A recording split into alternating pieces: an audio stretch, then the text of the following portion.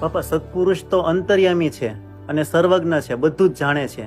તો પ્રમુખ સ્વામી મહારાજ પણ બધું જ જાણતા હતા, છતાં પણ બધાને આમ જમીન માટે દોડાવે. બાકી એમને તો ખબર જ હોય કે આ જગ્યાએ મંદિર બનશે, આમ થશે, છતાં પણ પોતે પણ મહેનત કરે અને બીજા પાસે પણ કરાવે. તો એવું કેમ કરતા?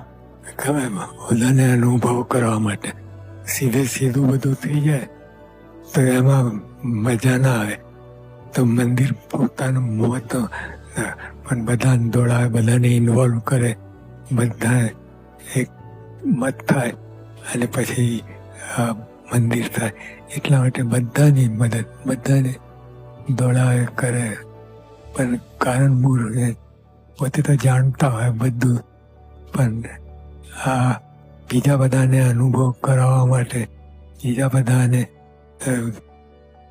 ઇન્વોલ્વ કરવા માટે કે જે મંદિરો પડ્યા જ ના હોય એને પણ ભેરવે કે ભાઈ તું જો આ.